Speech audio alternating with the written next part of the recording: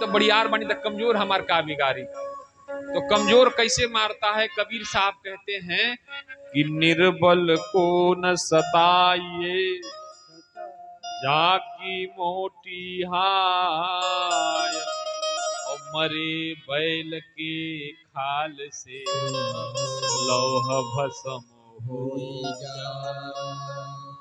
लोहार के हैं भट्ठी के देख ले बा, वो जो भट्टिया में हवा भरे वाला लगावल है थैलवा, वो बैल का चमड़ा का रहेला, पर वो चमड़वा क्या करता है? बड़े बड़े लोहा को गला देता है। तो कबीर साहब कहते हैं कि निर्बल को न सताइए जाकी मोटी हाय, और मरे बैल के खाल से लौह भस्म हो जाए। तो यहाँ पर राम जी ने न बल से मारा है और न बुद्धि से मारा है, और न हाय हाय हाय हाय कैसे मारा है। कैसे मारा है? पंडित की तरह मारा है। तुलसीदास जी लिखते हैं कि खर दूषण विराध बद पंडित। राम जी ने खरदूषण को पंडित की तरह मारा। क्या किया? मोहिनी मंत्र पढ़ा, न तीर चलाया, न धनुष चलाया, न चापलूसी की बुद्धि लगाई, और न हाय हाय किया। क्या किया? ब्राह्मण की तरह मंत्र पढ़ा, मोहिनी मंत्र। कौन मंत्र पढ़ा? अब मोहिनी मंत्र का प्रभाव यह हुआ कि जितने राक्षस आए थे राम जी को मारने, सब एक दूसरे को राम ही दिखने लगे। अब कहे कि राम को मारने आए हो, बगल में जो है वो भी असुर जब उसको दूसरे को देखता था तो राम दिखते थे, तो सब एक दूसरे आपस में लड़ मार के ही खत्म हो गए। बाबा ने लिखा कि राम जी ने खरदूषण को कैसे मारा? खरदूषण विराध बद पंडित।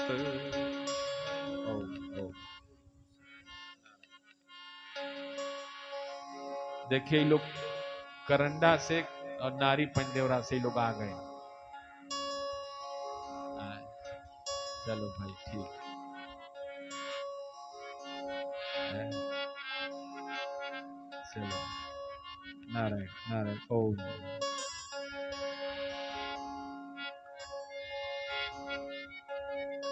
हरि ओम हरि।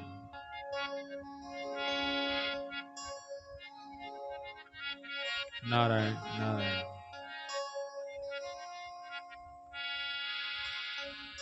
बोलिए सच्चिदानंद भगवान की जय। तो राम जी ने कैसे मारा खरदूषण को? मंत्र से, मोहिनी मंत्र से। तो तुलसीदास जी समझ गए इस बात को कि न तीर चलाए, न तलवार चलाए, न दिमाग चलाए, और न प्रार्थना किए। क्या किए? मंत्र चलाए। तो बाबा लिखते हैं कि खरदूषण विराध बद पंडित। खरदूषण का वध राम जी ने पंडित की तरह किया। अब खरदूषण खत्म हो गए। सूर्पनखा ने देखा कि इनका तो काम तमाम हो गया, अब क्या करें? अच्छा देखिए, जो जल रहा होता है द्वेष की आग में, ईर्ष्या की आग में, जलन की आग में, तो पहले तो जो द्वेष रखता है वही जलता है, लेकिन जेकरा पजरा उजाई ऊपरों के जराई। जेकरा पजरा उजाई, अब देखो सूर्पनखा तो जल रही है, तो खरदूषण के पास गई तो खरदूषण जल के खत्म हो गए ना। अब कहां चली गई? अब गई रावण के पास, लुकाइल रहता रहा है। जय हो नारायण।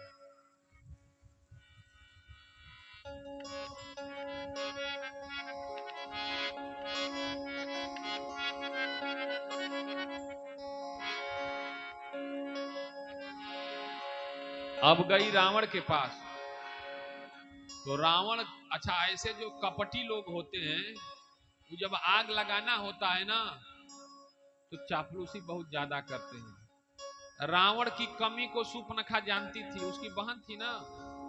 अच्छा, भाई बहन के एक दूसरा से बढ़िया से बुझेला, ऐसे कि जिंदगी भर लड़त झगड़त रहेला। तो सूर्पनखा जानती थी कि रावण विद्वान तो बहुत है, बलवान भी बहुत है, पर कामी है। किसी रूपवती सुंदर स्त्री को देखता है तो उसमें आसक्त हो जाता है। कामी है पर चरित्रवान है, जबरदस्ती नहीं करता। रावण क्या है? कामी है पर क्या है? चरित्रवान है। आजकल बड़े बड़े महात्मा अपने चरित्र की रक्षा नहीं कर पाते। चरित्र समझता नहीं आप लोग? चरित्र कैरेक्टरलेस व्यक्ति को वजह चरित्रहीन। ये कर्मन भंवरा नियर कबो हे फूल पर कबो हो फूल पर बैठत रहे।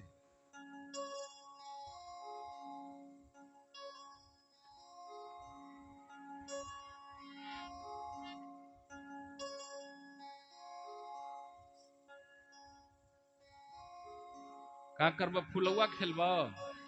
खेल लो।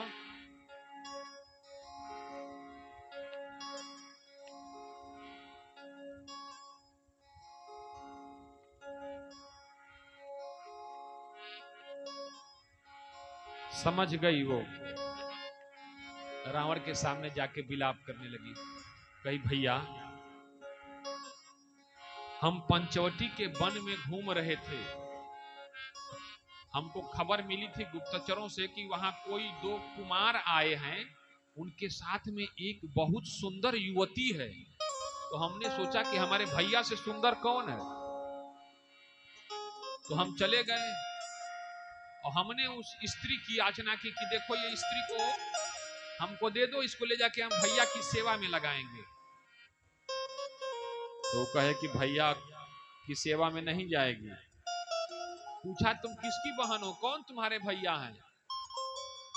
तो कहा कि अरे रावण हमारे भैया हैं। तो जो आपका नाम सुना ना, आपसे पता नहीं क्यों जलते हैं, जो आपका नाम सुना ना वो पकड़ के हमारा नाक कान काटती है। ऐसे नहीं काटे, वो जब भी जाने की रावण की बहन है तब काटे।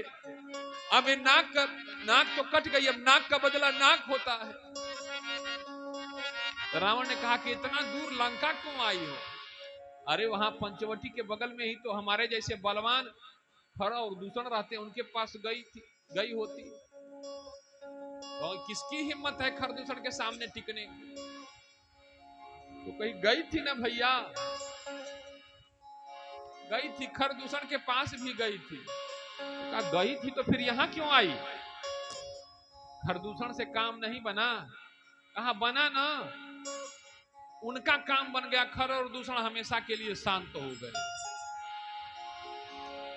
रावण विचार करने लगा, खर दूषण शांत हो गए, धरती पर किसी मनुष्य में इतनी ताकत नहीं है जो खर और दूषण का सामना कर सके। क्योंकि खर दूषण मौसम बलवंता, खर दूषण मौसम बलवंता, खर दूषण मौसम बलवंता, खर दूषण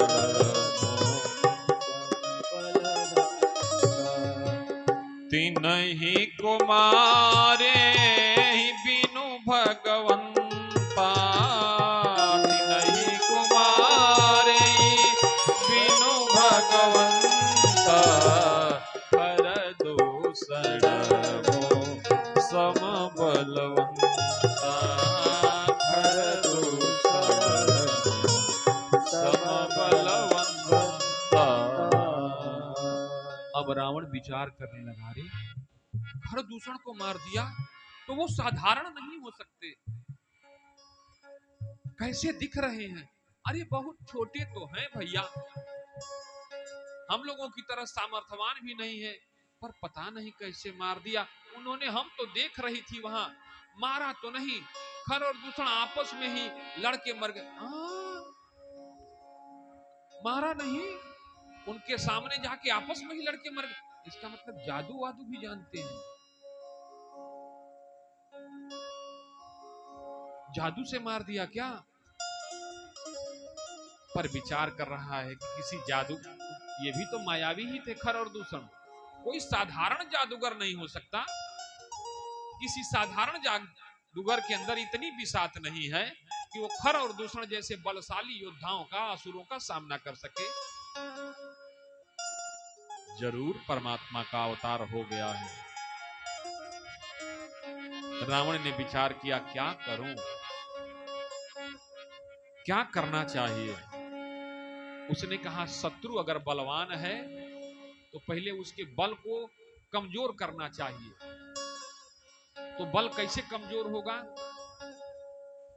सूर्पनखा की बातों को सुन के रावण समझ चुका था कि बस करो, वो जो दोनों कुमार हैं वो उस रूपवती स्त्री से बहुत प्रेम करते हैं, वो जो सुंदरी उनके साथ है उससे बहुत प्रेम करते हैं। तो पहले उन प्रेमवा के जड़वे काट दिया जाओ। अच्छा, पेड़ को अगर जड़ से काट दिया जाए तो ऊपर का पत्ता तैसे ही सुखा जाए ना। तो रावण ने कहा कि न रहेगी बांस न बजेगी बांसुरी, तो कैसे काटा जाए?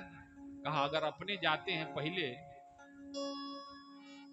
तो भगवान होंगे तो हो सकता है समर में बात अभी बिगड़ जाए। तो उसका एक मामा था, वो भी मायावी था, उसके पास गया। कहा, मामा, पंचवटी के वन में दो नवयुवक आए हैं, उनके साथ में एक रूपवती स्त्री है। आप मेरा इतना काम करो, किसी तरीके से उस स्त्री से उन दोनों को दूर करो, उस स्त्री से उन दोनों को दूर करो, मैं उस स्त्री का हरण करूंगा। और जब वो स्त्री का हरण हो जाएगा तो वो तो उसके वियोग में ऐसे ही दीनहीन कमजोर हो जाएंगे, फिर जादू मंत्र भूल जाएगा सब। मारीच ने समझाया, देखिए सरकार, आपसे अभी उनसे पाला नहीं पड़ा है, पर हमसे पाला पड़ चुका है। पाला पड़ चुका है? मामा, आप उनको जानते हो? हाँ। कहां पाला पड़ा? कहां पड़ा था ना, ताड़का और सुबाहु का उद्धार कर दिया, और उनके एक बिना फर के बाण से मैं 100 योजन का समुद्र लांग इतनी दूर कहां जाके गिरा, मॉरिशस, जिस जगह पर गिरा शिव केवल उसको आज मॉरिशस बोलते हैं। इतना दूर जाके गिरा, वो भी बिना फर वाले बाण से। फर वाले से मारते तब तो हमारा काम ही खत्म हो जाता। तो उनके हाथों से एक बार हमको जीवन मिल चुका है, अब दोबारा मत भेजिए। रावण ने कहा, ए मामा, भाई देखा तारा ना,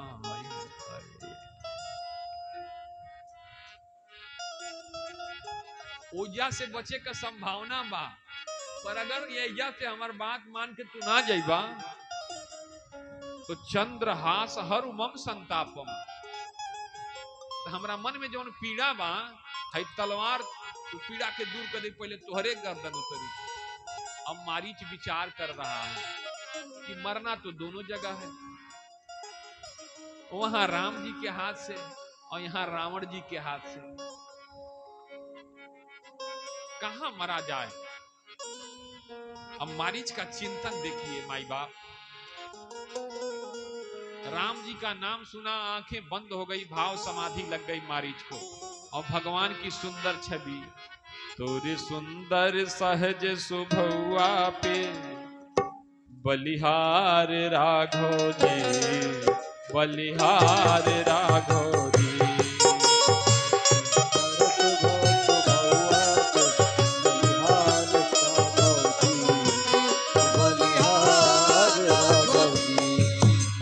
सुंदर सहज सुभुआ पे, हाँ सुंदर सहज सुभुआ पे बलिहार राघव जी, बलिहार राघव जी। सुंदर सहज सुभुआ पे बलिहार राघव जी, तेरे संग में जनक दुलारी लगती है प्यारी प्यारी। जनक दुलारी लगती है प्यारी प्यारी। तेरे संग में जनक दुलारी लगती है प्यारी प्यारी। जनक दुलारी लगती है प्यारी प्यारी। लगती है प्यारी प्यारी। लगती है प्यारी प्यारी। तव युगल चरण में कोटि कोटि बलिहार राघव जी, बलिहार राघव जी। सुंदर सहज सुभवा पे बलिहार राघव जी, बलिहार राघव जी। तेरे सुंदर सहज सुभवा पे बलिहार राघव जी, बलिहार राघव जी। राम जी के स्वभाव का चिंतन कर रहा है मारीच। कह रहा है बाहरे मारीच,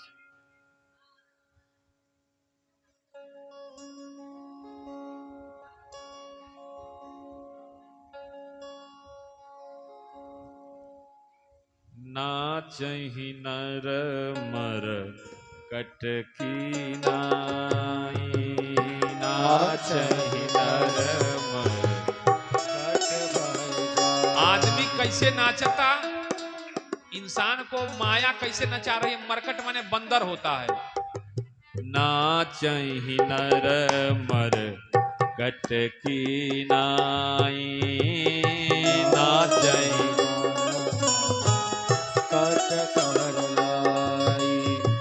सब ही नचावत राम गोसाई, सब ही नचावत राम गोसाई। नाचहि नर मर कटकी नाई, नाचहि नर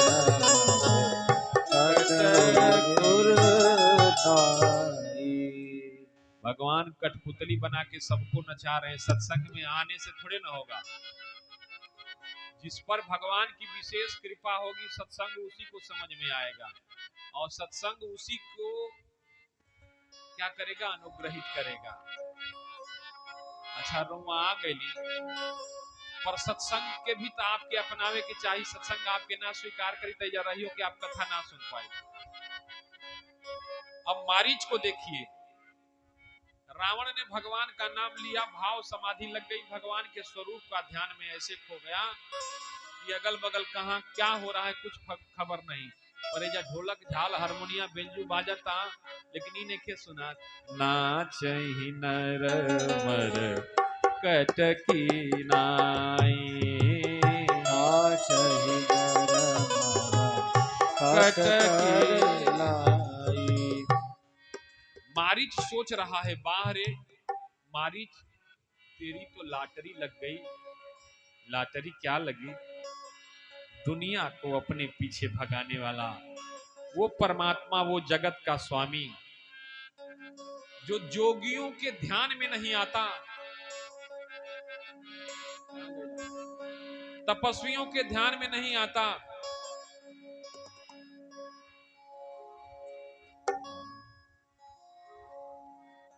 वह परमात्मा हमारे पीछे पीछे दौड़ेगा और मैं मुड़ मुड़ के उसको देखूंगा।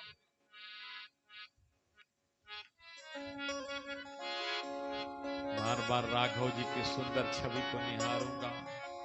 मारीच चिंतन कर रहा है कि मम पाछे हरिधायहि, धरे सरासन बाण। हमारे पाछे वह परमात्मा धनुष और बाण लेके दौड़ेगा। और मम पाछे हरिधायहि, धरे सरासन बाण। और फिर प्रभु ही बिलोकियों धन्य धन्य नमो समाना। हमारे जैसा कौन भाग्यशाली है जिस परमात्मा की एक झलक पाने के लिए योगी पूरे जीवन योग रच करता है, तपस्वी का पूरा जीवन तपस्या करने में खप जाता है, विद्वान का पूरा जीवन वेद शास्त्र उपनिषदों का महात्म पढ़ने में समझने में गुजर जाता है, पर उस परमात्मा की एक झलक उसको नहीं मिलती। और वह परमात्मा हमारे पीछे पीछे दौड़ेगा और मैं बार बार मुड़ मुड़ के देखूंगा। मम पाछे हरिधायहि धरे सरासन बाण, और फिर प्रभु ही विलोकियों धन्य नमो समान। मारीच राम जी का देखिए मानस में कहीं नहीं मिला है, हमने तो चौपाई नहीं देखी है कि रावण कह रहा है कि ए मामा तू सोना का मृग बन जा, ऐसी कोई चौपाई नहीं है। रावण ने मारीच को सोने का हिरण बनने को नहीं कहा है, वो बस ये कहा है कि तुम कोई युक्ति लगा के राम और लक्ष्मण को सीता से दूर करो। पर हमको लगता है कि भगवान का ध्यान करते करते काया कंचन हो गई है, क्योंकि पारस दरस परस नहीं चीन्हे, पारस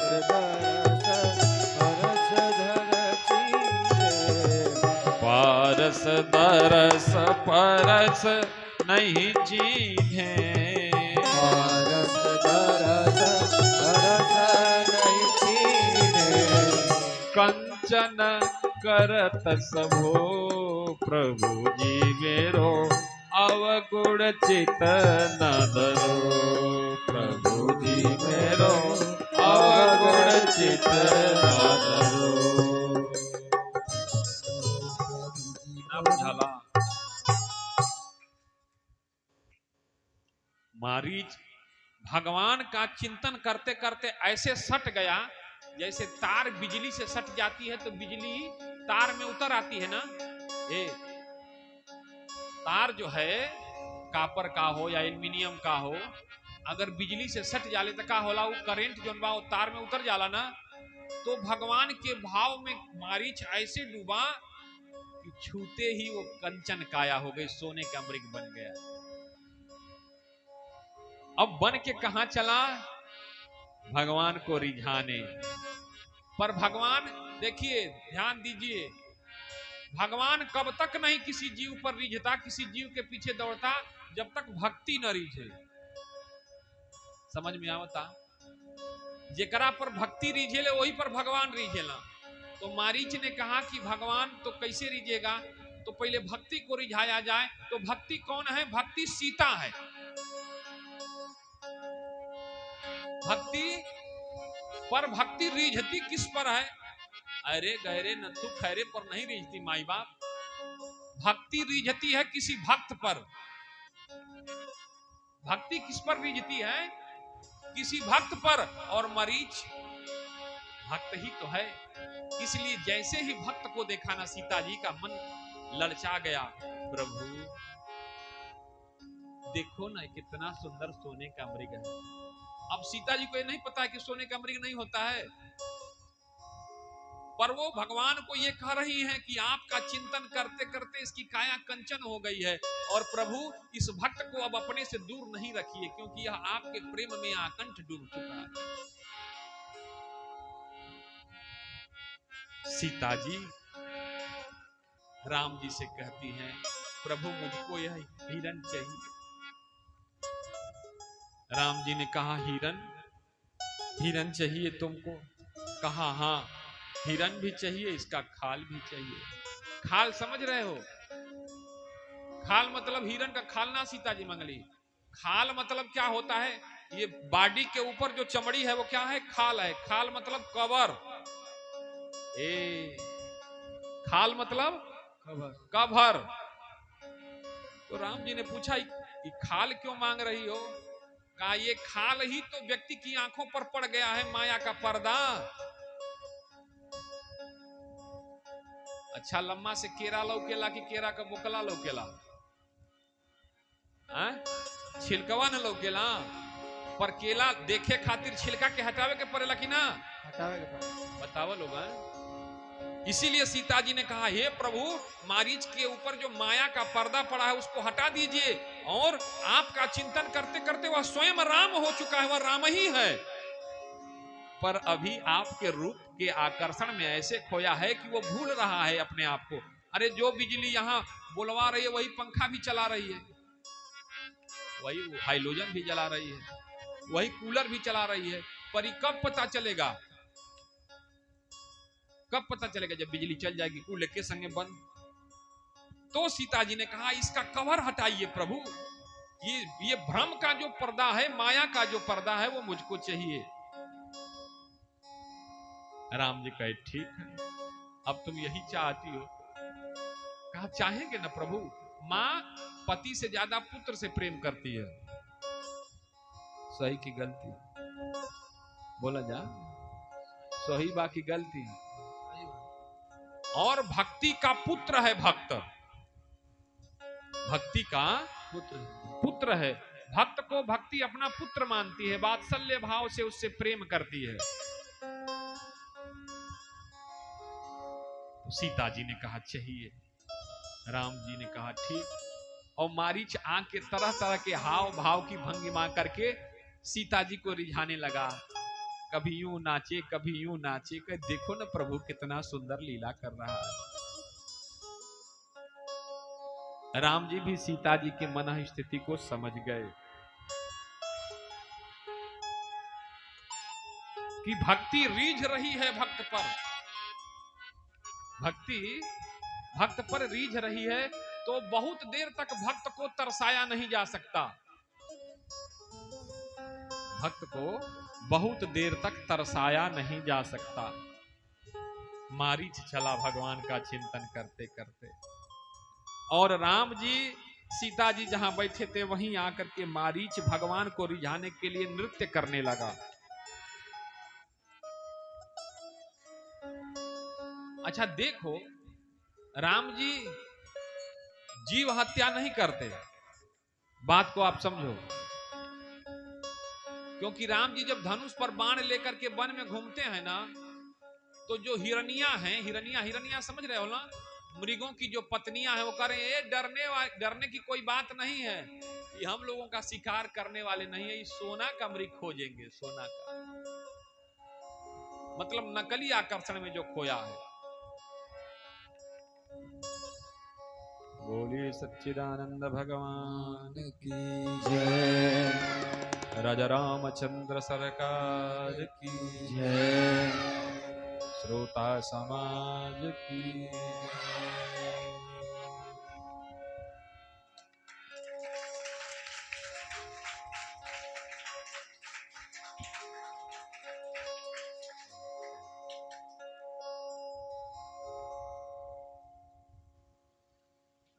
आए एक भजन गा लिया जाए।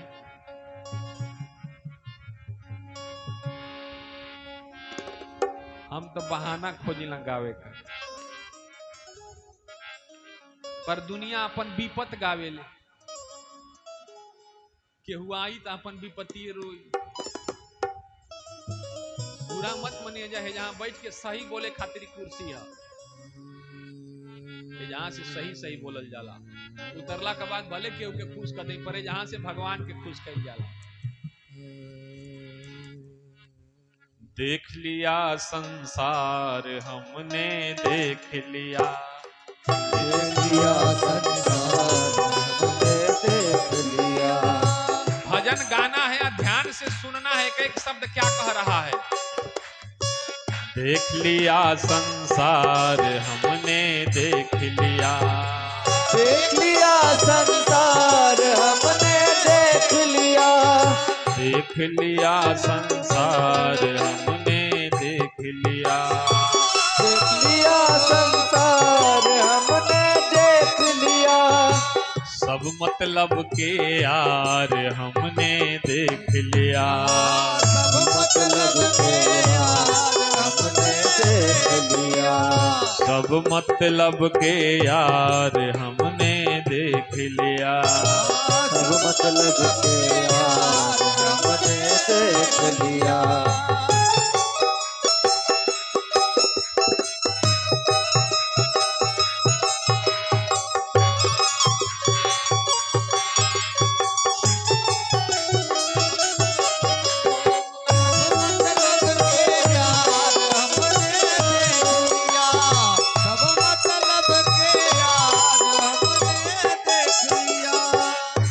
छोटे थे ना, छोटे, मीठा बजाओ जी, हमारे तरफ देखा करो ना। छोटे थे खेत घूमे गईली मशीन पर, वो जा कल लागल है, कल ऊख पेरे वाला, तो ट्यूबवेल का हौदा पर बैठ के कलिया के ध्यान से देखत रहली। बनिहार लोग रहे ना, तो ऊख का बोझा में से ऊख घींच घींच के कल में धरावल जाए और कलिया उखिया के पेड़ के रस गिरावे।